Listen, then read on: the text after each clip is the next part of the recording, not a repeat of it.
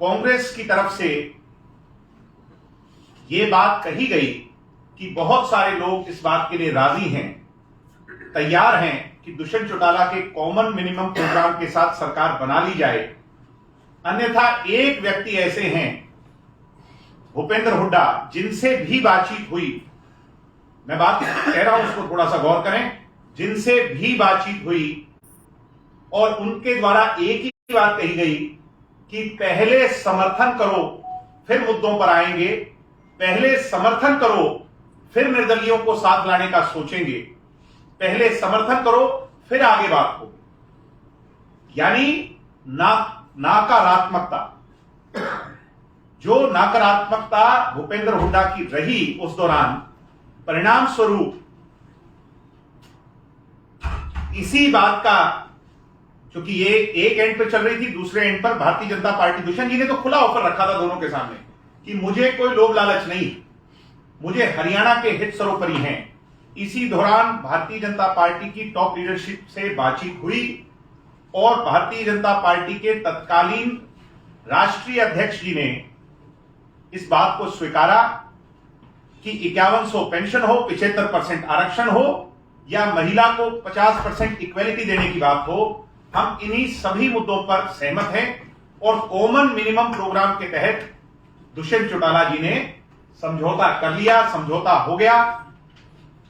यानी भूपेंद्र हुड्डा जी पहले तो यहीं एक्सपोज हो जाते हैं।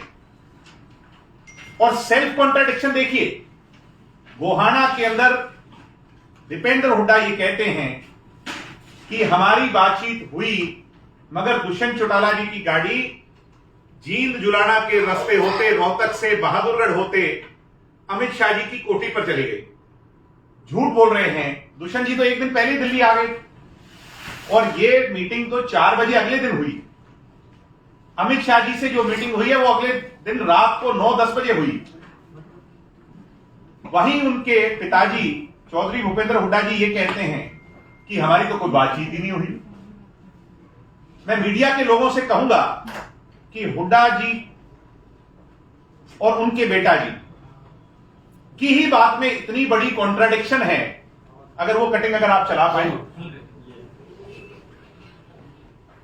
ये आप इस पे गौर करें। प्लीज थोड़ा सा पीछे नॉइज अगर कम हो जाए, धनखड़ साहब थोड़ा।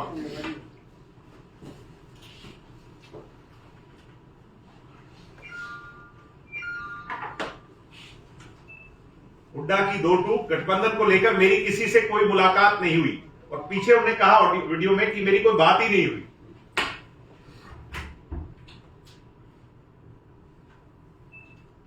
अब ये कैसे संभव है? बेटा जी कहते हैं कि दुष्यंत की सभी शर्तें को मानने को तैयार हो गए थे पूर्व सीएम हुड्डा।